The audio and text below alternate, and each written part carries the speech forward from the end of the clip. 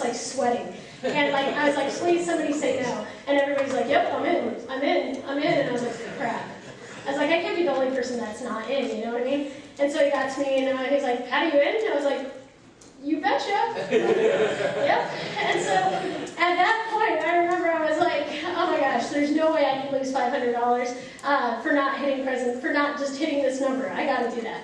And so I would say that was one of the biggest things that motivated me. Another thing that motivated me was vision. I had a vision of what I wanted to create for the fall. Now, by the way, I wasn't looking to break any national records. That didn't even occur to me. I was just wanted to do really well in the fall. I wanted to have a vision of having a successful team, the opposite of everything that happened in my fall before. Positive energy motivated me, oddly enough.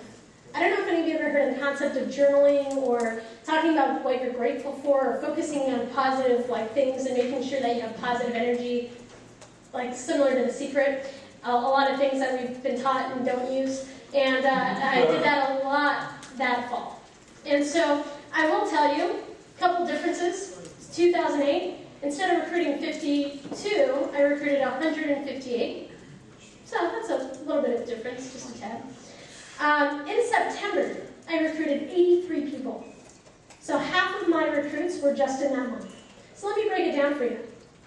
Okay? So in September, instead of having 8 newspaper launches, I had 17. Doubled that.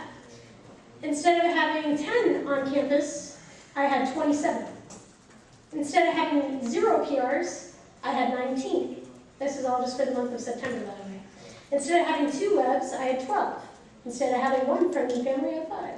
Okay? And instead of having 0 off campus, I had 1. So, one of the things I want you guys to write down right now is what's your motivation and why?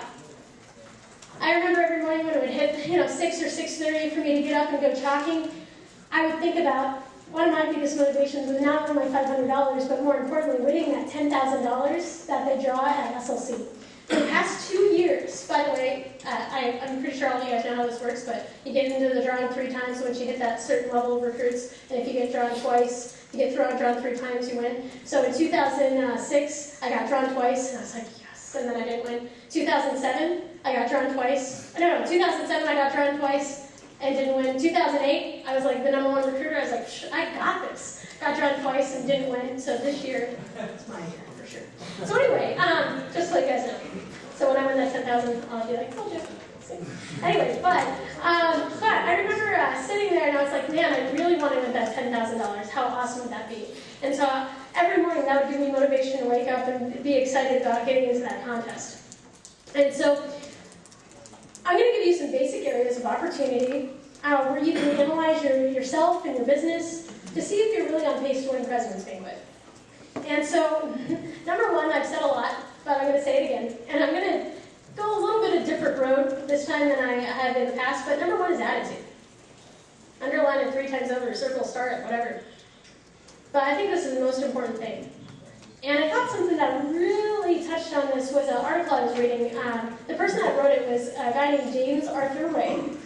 And he had studied traits of very successful people from all over. He studied CEOs, large corporations, pro athletes. And he found that success came down to 3 qualities. And basically he labeled it as this. A mindset of sustained success requires you to focus on 3 key areas. And number 1 is the beliefs you have about yourself. So I want you guys to ask yourself, do you think you're good enough? I think one of the biggest reasons that I didn't perform in the past is because I didn't feel like I could be like some of the people that I looked up to. I was like, oh, they're, Kathy Vasquez, or they're this person. There's no way I could be that.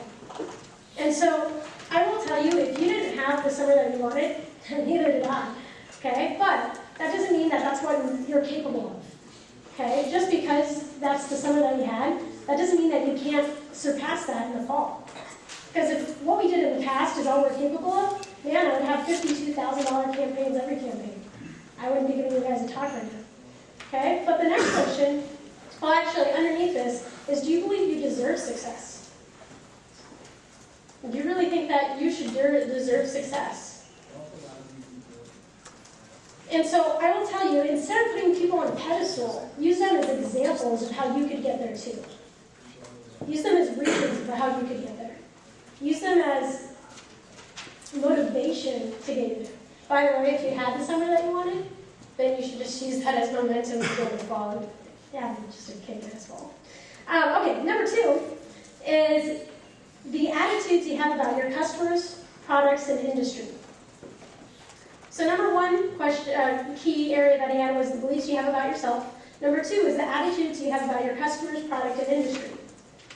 So I want to ask you guys, what do you think is possible? Do you think summertime numbers are possible in the fall? Or in the spring? Or could they be bigger? Why not? I remember fall of 2007, when I had my really crappy fall. I remember being on a conference call with Danny Feldman speaking, and he was like, the summer's now. He's like, the summer's not stopping. And like, I remember him like being so inspirational and talking about how like the summertime is not ending. And I remember thinking, you know, I just worked my ass off for 4 months. Yeah, you know, Danny, you can go do whatever you want, but I'm just gonna like, you know, not work as hard.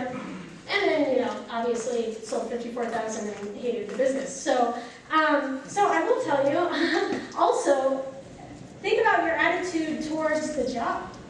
Do you think that this is the best job for students to have?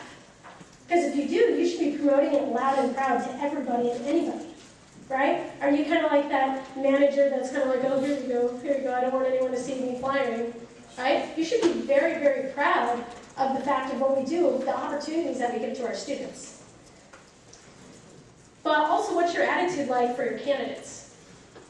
In the past, I remember Sean, sorry Sean for this, but I remember in 2007, I was like, sweet, I have somebody who wants to learn how to become a district manager. I get to be lazy. So Sean, how do you go do PDI while I gotta go write this email real fast? It's really important, you know. And so instead of teaching him how to do it properly, I just delegated, right? And so in the month of September and in this fall, you should be teaching people how to delegate. Okay, the next thing is take ownership of your success. So this is really easy to do when everything's going right? But it's also really hard to do when things aren't going so well. It's easier to point fingers than to point them back at yourself. So I will tell you that taking ownership of your own success and knowing that whether or not you did good or bad, regardless of the outcome, you're going to take ownership for it. Put your butt in here until just a tad, just a little bit. Okay, number 2 is be a recruiter. And that's our job. We are recruiters. Okay, the 2007 Patty thought I was being a great recruiter. I really thought I was working really hard. Even though I was like, oh, I worked my butt off. I was like, okay, but my division manager's telling me I should keep working hard, so I will. So I got on campus. I did like maybe 2 to 3 like on campuses, and I was on campus, but I was like sitting at the table. We're like, here you go. Oh, just talking, texting, laughing. Oh, you want to hear about the job? How about you look at that website right there and go ahead and check that out. And so I will tell you that I remember being on conference calls with my division, and my manager was like, so what else do you got going on other than the on-campus tables they have going on? I was like, oh, my campus won't let me do this, won't let me do this, won't let me do this. And I used those as excuses of reasons I couldn't do different things, instead of thinking out of the box about different things I could do to expand my business. By the way, I had one ad in my main newspaper that went Sunday, Monday, and Tuesday. And the only reason I did that is because I was just copying what the division manager did. And not that that was bad advice, but I just didn't even think on my own. I was just like, oh, well, I guess that's what he does. I guess I'll do that too.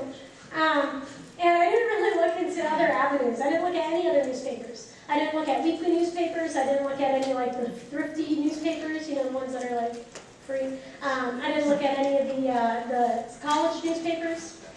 The 2007 Patty really didn't have any PR coverage. And so I figured, well, it's fall, it's supposed to be slow. So since it's slow, I don't need a PR, right? So it's not summer. I'll just do a hybrid. That way I can save money. And so I was like, so whenever you get a chance, whenever you get to it, just call PRs. Yeah, you guys know how well that works, right? And so all these things I was doing, all these things I was doing just in September. And the reason why I didn't have great results is because I was afraid to